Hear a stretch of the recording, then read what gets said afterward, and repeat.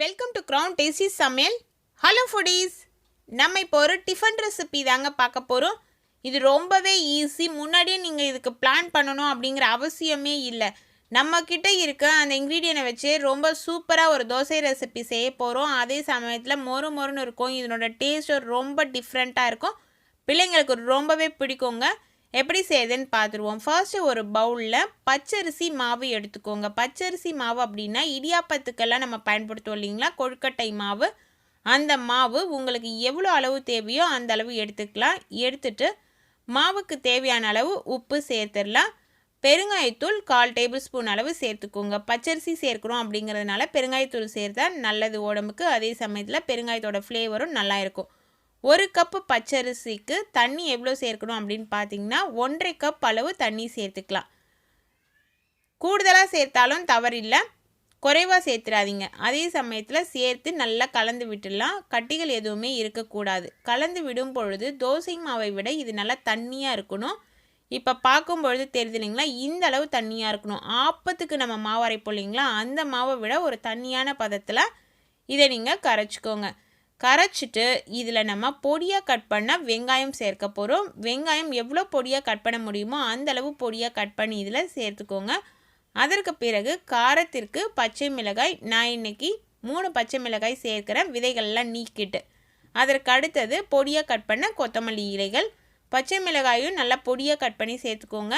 நான் இன்றைக்கி எடுத்திருக்க வெங்காயத்தோட சைஸ் பார்த்திங்கன்னா ஒரு மீடியம் சைஸ் வெங்காயம். இது எல்லாத்தையும் கலந்து தனியாக எடுத்து வச்சுருவோம். தோசைக்கல்லில் ஆல்ரெடி எண்ணெய் தடவி நல்லா சூடேறிட்டு இருக்குது. அப்படி இல்லைன்னா நீங்கள் எண்ணெய் தடவி வெங்காயம் வச்சு தேய்ச்சிடுங்க. அதற்கு அடுத்தது நம்ம இந்த மாவை எடுத்து அப்படியே தோசைக்கல்லில் ஊற்றி தேய்க்கக்கூடாது. ரவா தோசையெல்லாம் நம்ம ஊற்றுவோம் இல்லைங்களா, இது போல் மேலே எடுத்து இல்லைனா கையில் அள்ளி கூட தெளிப்பாங்க ரவா தோசைக்கு. அது போல் நீங்கள் ஊற்றணும். இப்போ அந்த கேப்லலாம் நம்ம எப்படி ஃபில் பண்ணுறோம் அப்படின்றது பார்த்திங்கன்னா தெரியும். அப்படியே நிறைய திக்காக நமக்கு ஃபில்லாக தேவையில்லை மாவு. இது போல் தெளித்து விட்டால் போல் கரண்டியில் எடுத்து கொஞ்சம் கொஞ்சமாக நீங்கள் மாவை ஊற்றணும். அதே சமயத்தில் நம்ம சாதாரணமாக தோசைக்கு கல் காயும் இல்லைங்களா, அந்த அளவை விட அதிகமாக கல் காயணும். கல் காய்ஞ்சி கல்லில் லைட்டாக புகை வர ஸ்டேஜில் தான் நம்ம இதில் மாவு ஊற்றணும். ஒரு சைடு தோசை நல்லா கிறிஸ்பியாக நமக்கு வெந்து வருது அப்படின்ற சமயத்தில் சுத்தூரம் எண்ணெய் விட்டுக்கலாம்.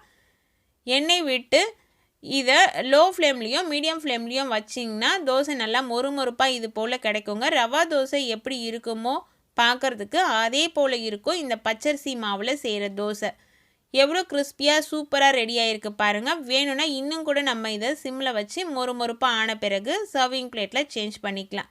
இந்த தோசை செய்கிறதுக்கு நம்ம எதுவுமே பிளான் பண்ண தேவையில்லைங்க. பச்சரிசி மாவு இருந்ததுன்னா உடனே ரெடி பண்ணி கொடுத்துடலாம்.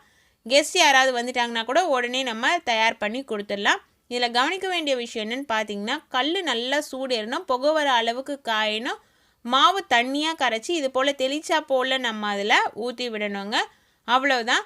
மாவு ஊற்றின பிறகு மீடியம் ஃப்ளேமில் வச்சு தோசையை நம்ம ரெடி பண்ணி எடுத்துக்கலாம். நீங்களும் உங்கள் வீட்டில் ட்ரை பண்ணி பாருங்கள். Thank you friends.